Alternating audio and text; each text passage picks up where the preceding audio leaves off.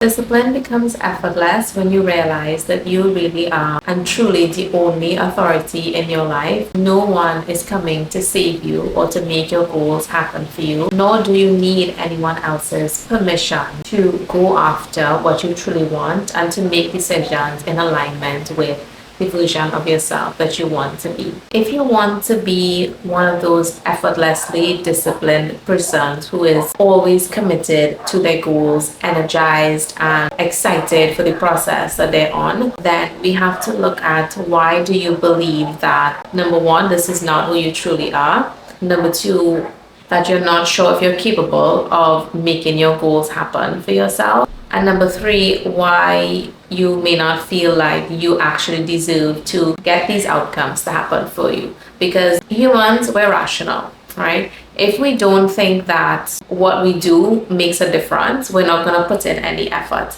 And if we don't believe that when we put in that effort, it will work, we're not going to do anything either. And so forcing yourself through willpower to try to become disciplined and overcome all of your impulses, a lot of that stems back to what are our underlying beliefs and how can we change those to unlock this inner energy, strength, determination, commitment, and excitement towards building the life that we truly want. The real reason that most persons can't stay disciplined and consistent is a lack of self-trust. When we set intentions, we say, I want to start going to the gym on Monday. I want to stop eating this.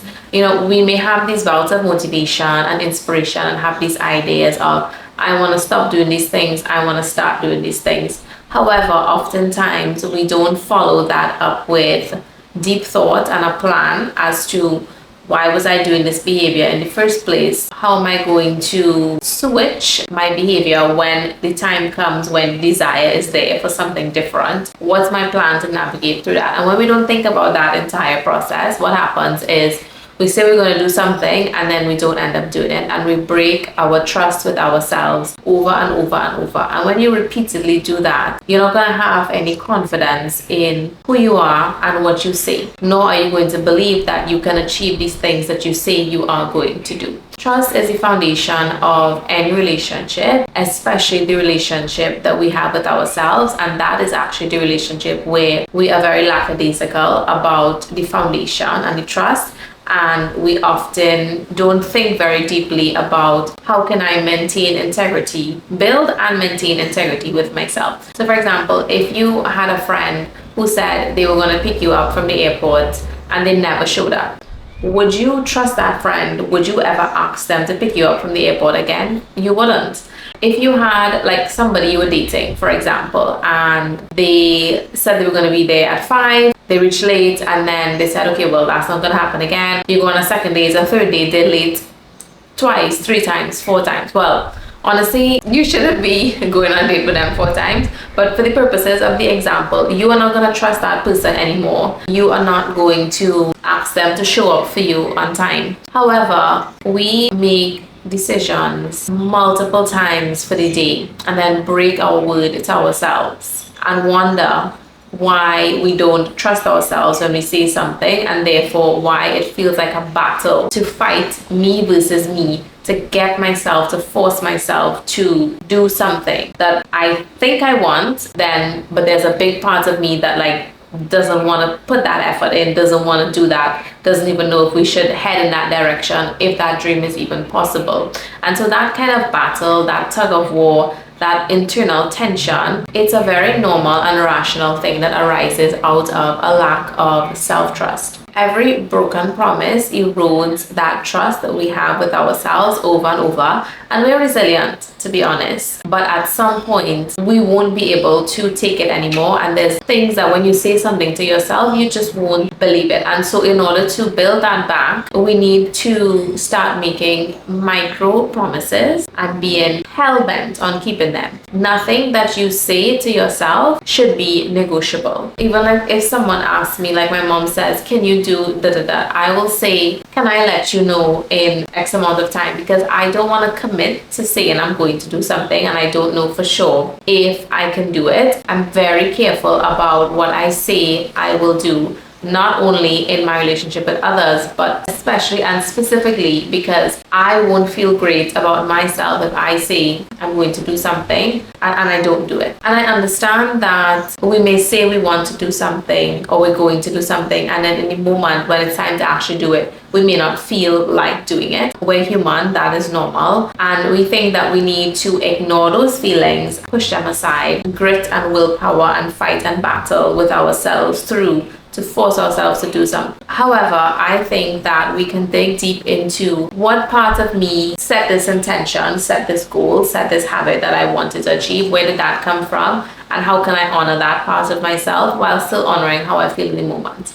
And for me, that looks like acknowledging how I feel, saying, I really don't want to do this right now. I am tired, or I would rather be doing something else. Acknowledging this is how I feel right now, and I am going to act in alignment with the version of myself that I would like to be anyway. Feelings are not commands, and they're not instructions that you have to allow them to control you. Coming back to that point of you being the authority in your life and taking charge of who you want to be and the outcomes that you want to create, not only do you not let other people control you, but you also don't let your own impulses control you, because your feelings in the moment are very fleeting.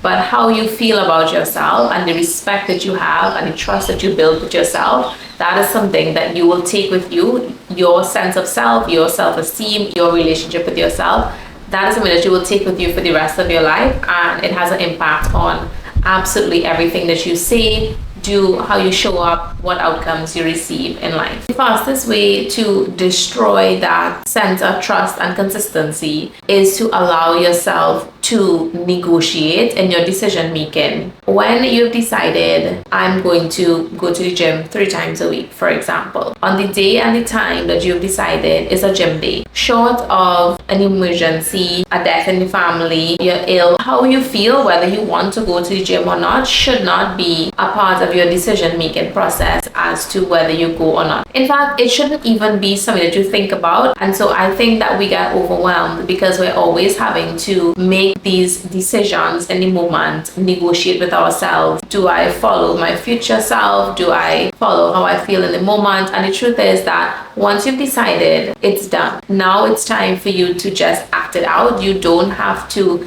deliberate any further on whether you should or you should not. If you've decided, then it's done. First rule is to stop negotiating with yourself. Negotiation teaches your brain that the things that I decide or the things that I say I'm going to do are optional. That is a practice that would be helpful to let go of as you want to unlock your most disciplined and consistent self. Not having these conversations with yourself where you go back and forth, number one, it frees up so much mental space, and that is what allows you to actually be consistent, because you decide once and then all you have to do is focus on executing. And then that means that when you're making decisions, you're not making them lightly. You're thinking about, who do I want to be? What do I value? What are my goals? If one of your values is discipline, consistency, achievement, success, long-term thinking, then when you decide what you're going to do from that frame, all you have to do after is execute.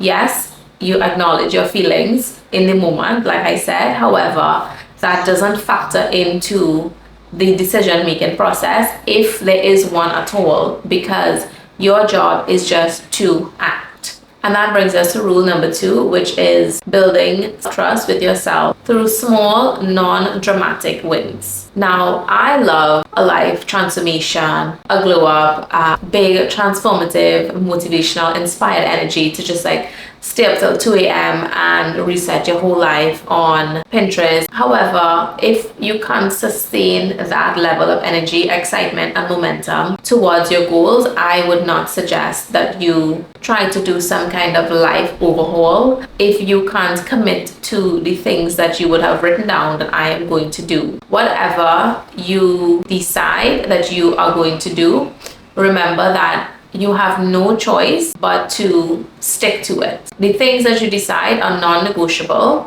And therefore, when you're deciding and you're thinking about this is what I want to do, be logical and rational about what you're able to maintain and what you're able to sustain in your daily life, given all of your responsibilities and whatever feelings that may come up, emotional things that happen and add stress to your life, etc. The best way to build this self-trust is through small and non-dramatic changes. It's much better that you do the same small thing rather than do the most for 2 weeks and then that's it. What can you sustain for the rest of your life? What can you do for the next 12 months that aligns with the version of yourself that you want to be? The promises must be small enough that they are executable, long term, they are unbreakable. That consistency that emerges as a result, that is where your self-trust is built. And when your brain believes and trusts what you say that you will do it, discipline emerges as a natural process out of that, where you are in the habit of choosing the future version of yourself or what you truly want rather than what feels comfortable in the moment. Those kinds of decisions, that happens naturally when you trust yourself. And number 3, my favorite rule is to redirect our creative energy inward.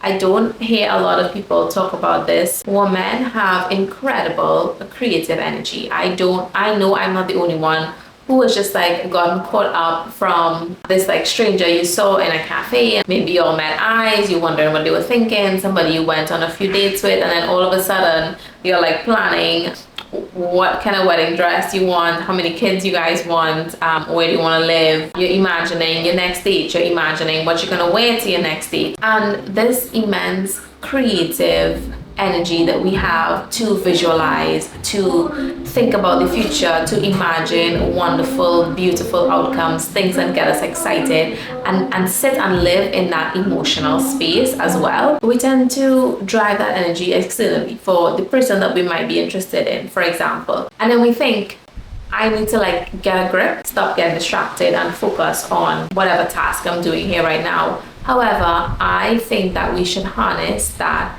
creative, imaginative energy directed internally, because I think that creative energy is godlike, it's feminine, it is creation, because women have this unique ability to imagine and create something out of nothing, to create a home out of a house and 4 walls. Being your most disciplined, energetic self who is just addicted to making the best life for her, you have to be tapped in and tuned in to that creative energy rather than trying to suppress it. When we allow ourselves to focus all that energy internally rather than on our families and other people, we can get excited about who we are, who we're becoming, the kind of life that we want to live, the career we want to build for ourselves, what non-profit projects you might want to work on, what hobbies we want to have. What do I want my body to look like? What do I want it to feel like? What are my favorite workouts that I like to do? Do I want to become a Pilates instructor? We don't allow ourselves to just fully and deeply immerse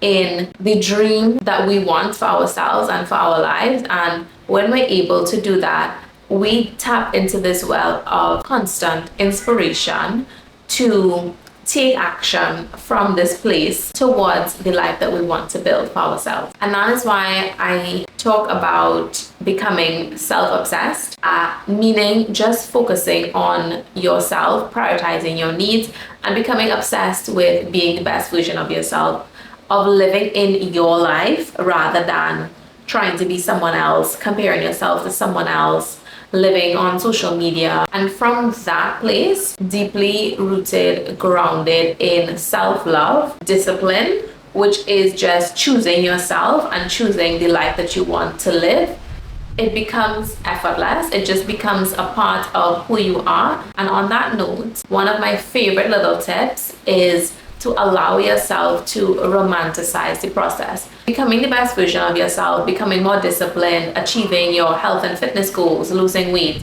getting a dream physique, changing careers, building the side business that you want, even meeting your partner and forming a relationship, doing self-work. Anything that you want to do and pursue in life, it does not have to be a difficult, grueling process. Yes, effort is required. Yes, you may not always feel like doing something. You may have to acknowledge your feelings and work with them and work through them. However, you don't have to suffer in order to succeed. You can allow yourself to enjoy the process as much as possible. And I feel like what makes things difficult is that we feel like it should feel hard, and if it's not, we're doing something wrong. If we're not busy and overworked and overwhelmed and stressed and complaining, then we're not working hard enough, we're not doing enough, and therefore we almost make it hard for ourselves, not because we're giving more effort to try to get somewhere further, but because we think it actually needs to be hard. There are things that we do to neglect ourselves that make the process of literally just existing more difficult and more uncomfortable than it has to be, rather than if we took a small amount of action, a small amount of effort, that will actually make our experience of the process of daily life much simpler. So for example, I study from home, and there are times when I have to write a research paper.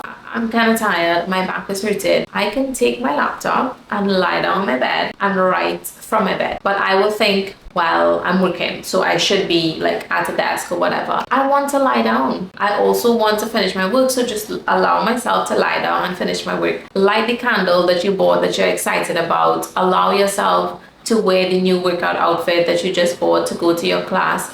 Allow yourself to be romantic for yourself, to wear your favorite pajamas, to spend 5 minutes extra doing your hair, to spend 5 minutes outside just taking some deep breaths and appreciating nature before you leave to where you have to go. You don't always have to be in a rush. You don't always have to be stressed, complaining, dysregulated. You can allow yourself to breathe. You can allow yourself to enjoy the process of life, of living, of becoming, of working towards your goals, and you can still get things done, be productive, be efficient. It doesn't have to be one or the other. The only time hard makes sense is if it's actually necessary and efficient to get where you want to go. There's no reason why you have to make things hard for yourself as a badge of honor. There's no prize for suffering. The truth is, the outcome is all that matters, and enjoying the process is all that matters. So as much as you can enjoy the outcome and be as efficient as possible so that you can get your outcomes quicker, focus on that rather than focus on this doesn't feel hard enough. And again, I know this is not a conscious thing. This is an unconscious thing that we kind of think, well, oh, it needs to be hard. Let me fight up. Let's not do that anymore. So overall, effortless consistency, discipline, and the pursuit of the version of yourself that you want to be, becoming addicted to creating outcomes for yourself, to manifesting things into your life that you want to see happen, for closing the gap between who you are now and who you want to be. That is not about holding tighter and control and forcing yourself. It is about freeing what your true desires are and keeping that as the frame that you use to make decisions. It means building trust with yourself, keeping small promises with yourself, building integrity with who you are, and acknowledging your role and power as the authority in your life to make these things happen for yourself, knowing that you don't need anybody else's permission to dream big, to work towards those goals, and be centered and grounded in who you are, who you want to be, loving yourself, and just being obsessed with being exactly who you decide you want to be, and living to make your own self proud, knowing that you deserve to respect yourself, you deserve to respect your goals, your desires, you deserve to do everything and anything to get yourself to where you want to be, and trust that I can make that happen for myself. Life is about choosing and desire over and over, and as you achieve something, there will be something else that you want, and there's nothing wrong with that. You get to have the biggest, boldest, most beautiful life for yourself, and when you truly believe that, the process of achieving and pursuing and being disciplined in the pursuit of those things becomes an effortless, fun game, because you know who you are and you are centered in that. Thank you for being here, spending some time with me and watching this video. I also have a weekly newsletter where I talk about similar topics on Substack. It's linked below. And we also have a free guide called Becoming Self-Led, which is an ebook breaking down what the principles are of someone who is the authority in their life and how you can start to close that gap today. So check it out below.